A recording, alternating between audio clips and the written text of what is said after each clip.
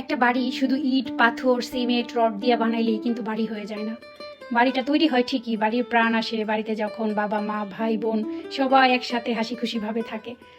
Hello everyone, আসসালামু আলাইকুম। চলো আজকে তোমাদের আমাদের পুরো বাড়িটা ঘুরে দেখাই। দেখো সকাল সকাল কতগুলো পাকা সুপারি পড়েছে, আব্বা এগুলাকে টুকাই এখানে রেখে দিছে।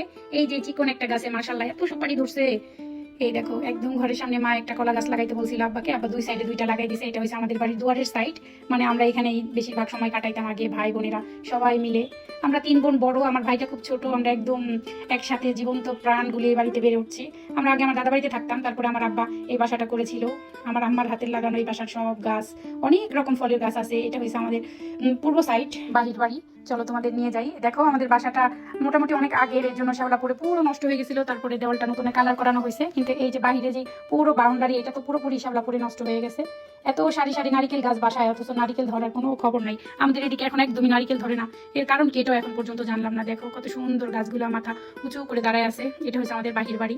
এত বড় বাড়ি, আল্লাহর রহমত, কিন্তু বাসায় থাকার একদম মানুষ নাই জানো। আব্বা মা একদমই একা থাকে এই বাসায়। এখন আমি থাকতেছি, আগে বড়াপু থাকতো, বাট বড়াপু বাসা করতেছে আল্লাহর রহমতে, এই জন্য আপু আর এখানে থাকতেছে না আপাতত। আবার যদি আসে তাহলে বাসাটা একটু ভরা ভরা লাগবে। এটা বাইরের সাইডটা একদম সুন্দর করে তোমাদের সাথে একটু একটু করে শেয়ার করতেছি। এখন আমাদের এদিকে বেশিরভাগ বাসায় দেখি নারকেল গাছে একদমই নারকেল ধরে না। এটার রিজন কি আসলে আমি জানি না। তো দেখো আমাদের বাসাটা দেখে তোমাদের যদি ভালো লাগে অবশ্যই কমেন্টে জানাবা।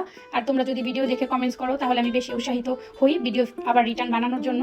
দেখো আমাদের বাসাটা আল্লাহর রহমতে অনেক বড়। আল্লাহ তাআলা আমার আব্বুর হালাল কামাই দিয়ে এই বাসাটা করার তৌফিক দান করেছিল। আমার আব্বু 40 বছর পর্যন্ত প্রবাসী ছিল, অনেক শ্রম দিয়েছে এই জীবনে। শ্রম দিয়ে টাকা পয়সা অনেক বেশি কাজে না লাগলেও আলহামদুলিল্লাহ হালাল কাজে যেখানেই লাগাইছে সেটাই সুন্দরভাবে হয়েছে। আমাদের বাসাটা হয়েছে, এটা আমার আব্বুর অনেক কষ্টের টাকায় করা। বাসাটা অনেক বড়, এটা একদম বাইরের সাইড রোডটা। আমাদের বাসা বটিয়াতে দোহারের। তো তোমরা কে কে বটিয়া চিনো অবশ্যই কমেন্টে জানাবা। আমাদের বাসার পেছনেও অনেক বড় জায়গা আছে, ওখানে আমাদের পুকুর আছে, দেন অন্য অন্য জমি আছে। মাশাআল্লাহ, আল্লাহর কাছে হাজার শুকরিয়া যে আমার আব্বা এটা করতে পারছে। চলো এখন তোমাদের সাথে রান্না শেয়ার করি। এই রান্নাটা আমি শিখেছি ওই যে পুচু সোনা গুড্ডু সোনার নানুর থেকে। ওই আন্টিকে আমি মাঝে মধ্যেই দেখি ওনার রান্না খেয়াল করে। প্রথমে অল্প একটু তেল দেয়, তারপরে পেঁয়াজ মরিচ দিয়ে মাছ সাথে সাথে দিয়ে একটু কষে তুলে রেখে তারপরে সবজি দিয়ে রান্না করে। আন্টির রান্না আমার খুব পছন্দ, দেখে মনে হয় যে খাই যায়। তো আমি ওইভাবে আন্টির মতো মাছটা দিয়ে সবজি দিয়ে দিলাম, একটু তেল দিয়ে কষায় মাছগুলোকে তুলে নিলাম। মাছগুলো তুলে তারপরে এখানে আমি কচুরমুখী দিয়ে দিব। কচুরমুখী দেওয়ার আগে আমি অল্প একটু আদা রসুন দিয়ে নিলাম। ইলিশের নিজস্ব টেস্ট আছে, তাই আমি আদা রসুন দিতে চাই না। পরে কচুরমুখী যেহেতু দিব, কচুরমুখী অনেক সময় একটু গলা চুলকায়, তাই আমি আবার দিয়ে নিলাম আদা রসুন বাটা দিয়ে। মশলাটাকে আর একটু কষায় তারপরে কচুরমুখী দিয়ে কষাইতেছি। কচুরমুখীটা আমি একদম কেটে ভালো করে লবণ দেওয়ালাই রেখেছিলাম, দেন অনেক ভালো করে ওয়াশ করে দিয়ে দিছি। একটু কষানোর পরে সবজি আবার পুঁই শাক দিয়ে দিলাম। আমি এই তরকারিটাকে একটু ঝোল ঝোল রান্না করব, সাথে রান্না করব পাঙ্গাস মাছের মরিচ খোলা। মরিচ দিয়ে ওইটাকে আমরা এখানে বলি রসুন মরিচ বাটা দিয়ে পাঙ্গাস মাছ রান্না। অনেক জায়গায় দেখলাম মরিচ খোলা বলে, তাই ভিডিওটা ওইভাবে আমি বানাইতে চাই। তো এখন অল্প একটু পানি দিয়ে দিছি। সবজি কষানোর পরে বলক তুললেই আমি ফুটন্ত বলকের উপরে কষানো মাছটা দিয়ে দিব। এই যে দেখো এভাবে দিলে তরকারি অনেক মজা হয়। আমার শাশুড়ি মাকেও দেখি রান্না করতে, কিন্তু আন্টির রান্নার থেকে একটু ভিন্নতা আছে আমার শাশুড়ি রান্নায়। মা হয়েছে আগে তেল দিয়ে ভালো করে মশলাটাকে কষায় অনেকক্ষণ সময়, তারপরে দেয় হয়েছে মাছ। কিন্তু আন্টির রান্নাটা আমার দেখে ভালো লাগছে, এই জন্য আন্টির রান্নার মতো আজকে করলাম। তারপরে দিয়ে দিলাম বিলাতি সস পাতা, যেটা আমাদের বাসায় হয়।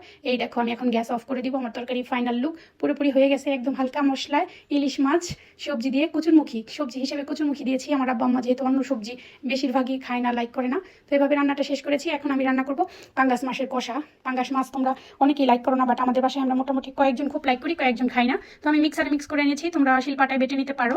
এখন এটাকে আমি একটু সময় একদম পানির সাথে ফুটাই নিব, মশলাটার যেন গন্ধ না থাকে। তারপর আমি হলুদ গুঁড়ো মরিচ গুঁড়ো ধনিয়া গুঁড়ো দিয়ে দিছি, পরিমাণ মতো লবণ দিয়ে দিছি। এটাকে আমি কিছুক্ষণ সময় এইভাবে কষায় ফুটাই নিব। যেহেতু আমি এই মশলার ভেতরে আর কোনো পানি দিব না, কারণ আমি একটু পানি দিয়ে মিক্সার করেছিলাম। তারপরে মশলাটা কষানোর পরে আমি পাঙ্গাস মাছটাকে দিয়ে দিলাম। এভাবে পাঙ্গাস মাছটাকে আমি বারবার উলট পালট করে দিব, দেন আমি একদম দমে ঢাইকা দিব, অনেকক্ষণ সময়ের জন্য ঢাইকা দিব। এভাবে রান্না হইতে থাকবে। আমি একটু একটু করে চেরা উলট পালট করে দিব, কারণ যেন না লেগে যায় মাছটা। দেন একটু পরেই দেখবা চাপ দিয়ে ঢেকে রাখার পরে তেল উঠে যাবে। এই দেখো রান্নাটা প্রায় শেষ পর্যায়ে। যদি তোমাদের ভালো লাগে অবশ্যই কমেন্টে জানাবা। তোমরা এই রেসিপি ট্রাই করতে পারো, আলহামদুলিল্লাহ অনেক টেস্টি হয়। ভালো থাকো সবাই, আল্লাহ হাফিজ, আসসালামু আলাইকুম। তোমাদের সাথে আমার আবার গল্প হবে অন্য কোনো ভিডিওতে। আল্লাহ হাফিজ।